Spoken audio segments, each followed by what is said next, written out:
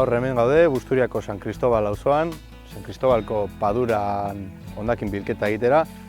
Eta, komentatzekoa gure bi arazo handienetako bat hemengo ekosistema berezi honetan direla bat espezien baditzaileena eta bi hondakinena.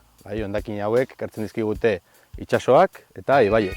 Eta normalean izaten dira plastiko asko, organikorik ere etortzen da, baina normalean gehienak plastikoak, botila hutsak, zigarrokin txikitsuak horiek ere problematikoak dira, eta denetarik aurkitzen dugu hemen, urtero etortzen gara garbitzera, eta uste dugu hemengo ekosistema berezi honi eta arrano-arrantzaleari, lertxuntxoei eta hegazti migratzaile gehientxoenei mesede handia egiten diegula.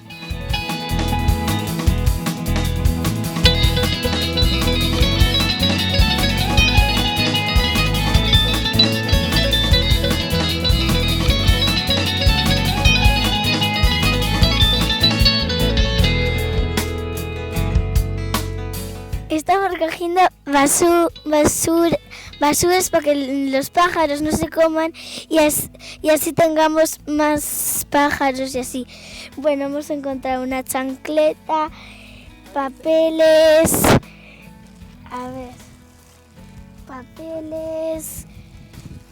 aquí está la chancleta, una chancleta, cuerdas, muchas cosas que son muy malas, que se muevan pájaros porque se lo comen, luego hay que abrirles la tripa y tienen mogollones de cosas que son malas.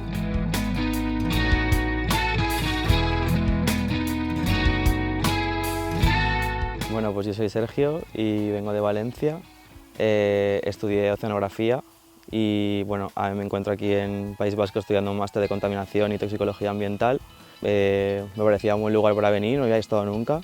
Es bastante bonito y la verdad es que me esperaba que iba a estar más limpio porque al ser una reserva y eso, pues no sé.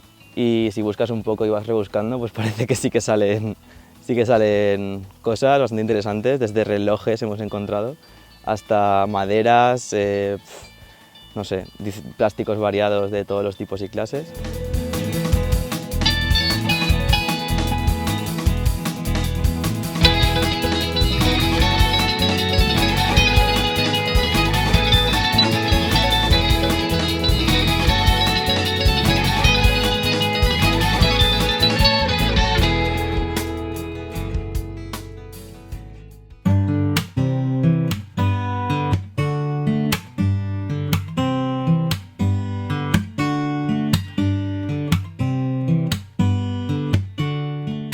Ni Eider naiz eta Euskadiko Biodibertsitate Zentruko langilea naiz.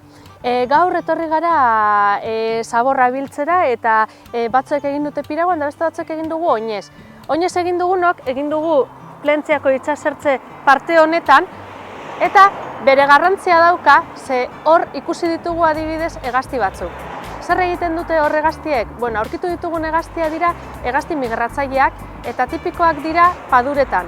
Bertan aurkitu alditugu molusko pilo bat, adibidez txirlak, margolak, datiak, eta horiek dira janari tipikoa hegaztiena. Orduan, zaborra bildu dugu baina batzuetan zabor horrek eragiten du biodibertsitatean. Zenbat eta zabor gehiago, biodibertsitate gutxiago aurkituko dugu.